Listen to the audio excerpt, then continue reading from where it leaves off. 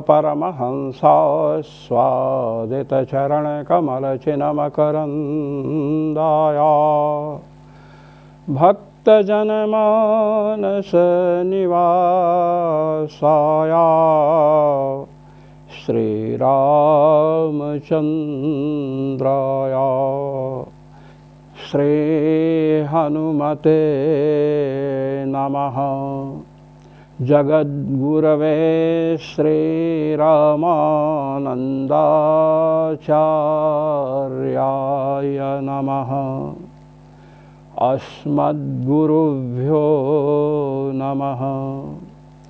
सर्वेश्वर श्रीरघुनाथो विजयते तरम्। आज हम केनोपनिषद के तृतीय खंड के प्रथम अंश का व्याख्यान करने हेतु श्री रघुनाथ जी की कृपा से प्रस्तुत हुए हैं। हमें तृतीय खंड को समझने के लिए प्रथम खंड के कुछ वाक्यों पर ध्यान देना आवश्यक है। उसमें जो प्रथम मंत्र आया था, केनेषितं पतति प्रेषितं मनः, केन प्राणः प्रथमः प्रैतियुक्तः, केनेषितं वाचमिमां वदन्ति, चक्षुः श्रोत्रं क उ देवो युनक्ति। केनोपनिषद का प्रारंभ ही हुआ है कि किसके द्वारा प्रेरित होकर मन, प्राण, वाणी, नेत्र और श्रोत्र कार्य करते हैं। और इसका उत्तर किया गया कि परमात्मा से, परब्रह्म से प्रेरित होकर के मन, वाणी, प्राण, चक्षु, श्रोत्र आदि सभी इंद्रियां कार्य करती हैं। ये ब्रह्म विद्या है। ब्रह्म विद्या सद्गुरु की कृपा से प्राप्त होती है। कोई देवता हो जाए और उसे ब्रह्म विद्या सुलभ हो, ऐसी बात नहीं है। जो तृतीय खंड का आरंभ है, इसके द्वारा यह बतलाया जा रहा है कि मन आदि में आसुर भाव का आवेश जब होता है, तब व्यक्ति अपने में देह बुद्धि करता है, उसकी देह बुद्धि बढ़ती है, उसे अपनी प्रतिष्ठा के प्रति आसक्ति होती है। हमें तृतीय खंड के प्रथम गद्य भाग को समझने के लिए ये बातें ध्यान में रखनी चाहिए। अब तृतीय खंड का प्रथम गद्यांश क्या है, सुने। ब्रह्मो देवेभ्यो विजिज्ञे तस्य ब्रह्मणो विजये देवा अमहीयन्त तो ऐक्षन्त अस्माकमेवायं विजयोऽस्माकमेवायं महिमेति तद्धैषं विजज्ञौ। यह एक सत्य घटना है। देवता और दानवों में युद्ध हुआ, असुर पराजित हुए। असुरों का पराभव क्यों हुआ? क्योंकि परमात्मा देवताओं के मन, बुद्धि, श्रोत्रेंद्रिय, नेत्रेंद्रिय और अन्य जितनी भी इंद्रियां हैं, चेष्टाओं का कारण जो प्राण है, उन सब में अपनी शक्ति का संचार कर दिया। परमात्मा के अनुग्रह से देवता युद्ध में विजयी हुए हैं। यही बात बता रहे हैं, ब्रह्म देवेभ्यो विजिज्ञे। ब्रह्म कण कण व्याप्त जो परमात्मा है, देवेभ्य विजिज्ञे, देवताओं के लिए विजिज्ञे अर्थात व्यजयत, विजय प्राप्त किया असुरों पर। परमात्मा आविष्ट हुए देवों में और देवता असुरों पर विजय प्राप्त कर लिए। ब्रह्मा देवेभ्यो विजिज्ञे, देवेभ्य में जो चतुर्थी विभक्ति है यह षष्ठी विभक्ति के अर्थ में है। उसका अर्थ क्या है? देवानाम विजिज्ञे, देवानाम कृते विजिज्ञे, परमात्मा ने देवताओं के लिए विजय प्राप्त किया। भगवान का देवताओं के मन में श्रोत्र इंद्रिय, नेत्र इंद्रिय और उनके प्राण में असीम शक्ति प्रदान कर दी, जिसके द्वारा उन्होंने, देवताओं ने असुरों पर विजय प्राप्त किया। अब ये विजय किसकी है? ये विजय वस्तुतः परमात्मा की है, क्योंकि उनकी शक्ति से ही तो विजय मिली है। करें तस्य ब्रह्मणो विजये, ब्रह्मणो विजय, परमात्मा के विजय में विजय किसकी हुई? परमात्मा की।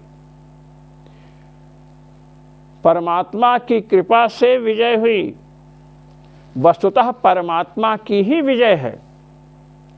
और उस विजय से देवा अमहीयंत, देवताओं को प्रतिष्ठा प्राप्त हुई। अमहीयंत माने अपूजयंत, देवता पूजित हुए, प्रतिष्ठित हुए, सम्मानित हुए। महींग पूजायाम धातु है और कंडवादिभ्यो यक से यक प्रत्यय करके अमहीयंत प्रयोग बना है। देवता लोग प्रतिष्ठा को प्राप्त किए, अब उन्हें गर्व का अनुभव होने लगा। जब प्रतिष्ठा मिलती है ना, तो देह बुद्धि बढ़ती है।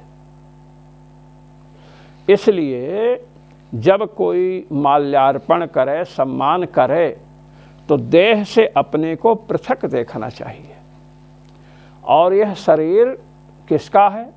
ये परमात्मा का है। परमात्मा का शरीर सम्मानित हो रहा है और परमात्मा के शरीर के द्वारा सम्मानित किया जा रहा है। जगत सर्वम शरीरम ते, संपूर्ण जगत तो परमात्मा का शरीर है। इसलिए जब अपने को पृथक समझेंगे कि मैं शरीर से भिन्न हूं, मेरा सम्मान ये नहीं है, तो कोई अपमान भी करेगा तो उस समय यह बुद्धि आएगी कि मैं शरीर से भिन्न हूं, तो ये मेरा अपमान नहीं है। तो हम राग और द्वेष से बचेंगे। और जितनी देह बुद्धि होती जाएगी, उतना ही राग द्वेष बढ़ता जाएगा। देवताओं की स्थिति देखिए, परमात्मा की विजय है। ब्रह्म विद्या देवताओं की इस समय लुप्त है। श्रोत्र, नेत्र, प्राण और मन आदि इंद्रियों को प्रेरित करने वाले, उन्हें शक्ति देने वाले परमात्मा हैं। ये बात प्रथम खंड में बतलाई जा चुकी है। किंतु यह बात देवताओं के मन में नहीं है, लुप्त है। इसलिए देवताओं को देहाभिमान हुआ। तो ऐक्षंत, उन्होंने विचार किया, उन्होंने निश्चय किया। क्या निश्चय किया? अस्माकमेवायं विजयो अस्माकमेवायं महिमा इति। अस्माकम एव अयं विजयः, ये तो हम लोगों की ही विजय है। एवकार है ना, अस्माकम एव, अर्थात परमात्मा का इसमें कोई सहयोग नहीं है, यह ध्वनित किया जा रहा है। अस्माकमेवायं विजयो, अस्माकमेवायं महिमा इति, ये हम लोगों की ही विजय है, हम लोगों की ही महिमा है। अब मन बुद्धि प्राण आदि में शक्ति का आधान भगवान ने किया है, तो भगवान पर बुद्धि नहीं जा रही है, भगवान पर दृष्टि नहीं जा रही है, केवल शरीर पर दृष्टि हो रही है। यह मेरी ही विजय है। जब शरीर से आप भिन्न हैं तो आपकी विजय कैसे? ये तो देहाध्यास, देहाभिमान है। अस्माकमेवायं महिमा, ये हम लोगों की ही महिमा है। महिमा शब्द पुल्लिंग है, महिमन शब्द है, लेकिन लोग समझते हैं कि इनकी महिमा। ठीक है, हिंदी है, हम लोगों की ही यह महिमा है। इस प्रकार देवताओं को क्या हुआ? निश्चय हुआ, विचार हुआ। तो ऐक्षंत उन लोगों ने यह निश्चय किया अपने मन में। अब हम कोई भी संकल्प यदि करते हैं, कोई भी विचार करते हैं, तो परमात्मा से छिपा नहीं रह सकता है। इसी बात को आगे बता रहे हैं। तद्दधैषां विजज्ञौ तद्हा एषां विजज्ञौ। तत् माने वह ब्रह्म, वे परमात्मा, वे भगवान, वे श्रीहरि विजज्ञौ, इस तथ्य को जाने। इस देवताओं के अभिमान को, देवताओं की देह बुद्धि और इनके गर्भ को परमात्मा ने जाना, ये बतलाया। ऐसा क्यों हुआ है? आप देवगण हैं, आप सबने असुरों पर विजय प्राप्त की है, जो बाहर के शत्रु हैं उन पर आपने विजय प्राप्त की है, किंतु आपका जो मन है, आपकी जो बुद्धि है, उसमें असुरों का आवेश हो गया, असुरों से आविष्ट हो गया मन। भगवान श्याम सुंदर ने जब ऐन्द्र याग को रोका, श्री गोवर्धन जी की पूजा करवाई, तो वहां पर एक प्रश्न उठा कि भगवान को कहा गया है यज्ञो वै विष्णु, भगवान स्वयं यज्ञ स्वरूप हैं। तो यज्ञ स्वरूप भगवान ने देवराज इंद्र, जिसके देवता हैं, ऐसे यज्ञ को क्यों रुकवाया? मीमांसक कहते हैं यागादिरेव धर्मः, याग आदि ही धर्म है। तो वहां पर विद्वानों ने समाधान दिया है कि इंद्र के अंदर आसुर भाव आ गया था, असुरों का आवेश हो गया। इसीलिए जब इंद्र की पूजा रुकी, ऐन्द्र याग रुका, तो इंद्र ने कुपित होकर के मेघों को आदेश दिया, पशु नयत संक्षयम, ब्रज के जितने पशु हैं सबका विनाश कर दो। अब ब्रज में किसकी संख्या अधिक है? गौओं की। तो गौओं के विनाश की बात कोई देवता नहीं कर सकता है, असुर ही कर सकता है। इसलिए आसुर भाव से आविष्ट हो चुके थे इंद्र, और ऐसे इंद्र यज्ञ के अधिकारी नहीं हैं, इसलिए भगवान ने यज्ञ को रुकवा दिया था। आज देवताओं के अंदर पुनः आसुर भाव जागृत हुआ।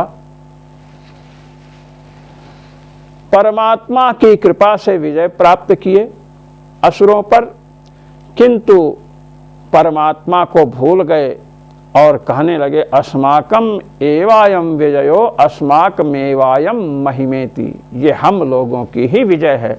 अर्थात हमने अपने बाहुबल से, बुद्धि बल से, अपने शस्त्र अस्त्र के आघात से असुरों पर विजय प्राप्त की है। परमात्मा को इसका ज्ञान हुआ। आसुर भाव का आवेश होने पर व्यक्ति के अंदर देहाभिमान बढ़ता है, और आसुर भाव बड़े बड़े मनीषियों के अंदर आविष्ट हो जाता है, प्रविष्ट हो जाता है। जिस समय दुर्योधन पांडवों के वनवास के समय अपनी सेना लेकर के पांडवों को तिरस्कृत करने के लिए, अपमानित करने के लिए उनके समीप गया, तो देवराज इंद्र की प्रेरणा से चित्ररथ नाम के गंधर्व ने दुर्योधन आदि की सेना को मार मार करके भगा दिया और दुर्योधन को बंदी बना लिया। दुर्योधन पराजित हो गया। फिर चित्ररथ गंधर्व के द्वारा बंदी बनाए गए दुर्योधन को धर्मराज युधिष्ठिर जी की आज्ञा से कुंती नंदन अर्जुन ने छुड़ाया। दुर्योधन इतना अपमानित अपने को अनुभव कर रहा है कि उसने विचार किया कि अब मैं जीवित नहीं रहूंगा और आमरण अनशन आरंभ कर दिया। ये चर्चा महाभारत में है। आमरण अनशन जब आरंभ किया तो उस समय पाताल लोक के बड़े बड़े दैत्य उसके समक्ष प्रकट हुए और उन्होंने कहा कि आप अनशन मत कीजिए, मरने का निश्चय आप त्याग दें। तो दुर्योधन ने कहा कि मैं तो बहुत अपमानित हुआ हूं पांडवों से, और पितामह भीष्म, आचार्य द्रोण, ये लोग भी हमारा समर्थन नहीं करते हैं, तो मैं क्या करूं। असुरों ने कहा कि हम लोग पितामह भीष्म, द्रोणाचार्य सबकी बुद्धि में प्रविष्ट हो जाएंगे, उन मनीषियों की बुद्धि पर हम लोगों का आवेश हो जाएगा, प्रभाव हो जाएगा और वे आपकी तरफ से लड़ेंगे, आपकी ओर से युद्ध करेंगे। और दुर्योधन मान गया। तो आसुर भाव का प्रवेश देवराज इंद्र के अंतर्गत हुआ, देवताओं के अंतर्गत हुआ। देवता अपने को आसुर भाव से आविष्ट होने के कारण विजयी समझने लगे कि हम विजय प्राप्त किए हैं अपनी शक्ति से, अपने पुरुषार्थ से हमने सब कुछ किया है। जिस समय किसी भी मनीषी के मन में यह बात आने लगे कि हमने अपनी साधना से, हमने अपने प्रयास से, हमने अपने प्रयत्न से यह कार्य संपन्न किया है, तो समझ लीजिए कि उसमें आसुर भाव का आवेश आ चुका है। अहंकार नहीं होना चाहिए। आसुर भाव से बचने का एक ही उपाय है कि हम सद्गुरु की शरण में महापुरुषों का संग करें और यह मनन करें कि मन, बुद्धि, श्रोत्र, नेत्र आदि जितनी इंद्रियां हैं, इन सब में शक्ति देने वाले भगवान हैं। उन प्रभु की कृपा से ही ये सब कार्य संपन्न हुआ है। ये मनन होता रहेगा तो आसुर भाव हमारे मन बुद्धि में आविष्ट नहीं होगा। और आसुर भाव का जब आवेश होता है तो व्यक्ति काम, क्रोध, लोभ जैसे महादुर्गुणों से घिर जाता है। ये सब आसुर भाव के परिणाम हैं। तो जब देवता आसुर भाव से आविष्ट हुए तो महाराज भगवान को इस बात का पता चला। श्री आनंद तीर्थपाद इस तथ्य को लिखते हुए कहते हैं, स्थित्वा देवेषु तद्ब्रह्म व्यजयद्दैत्यदानवान्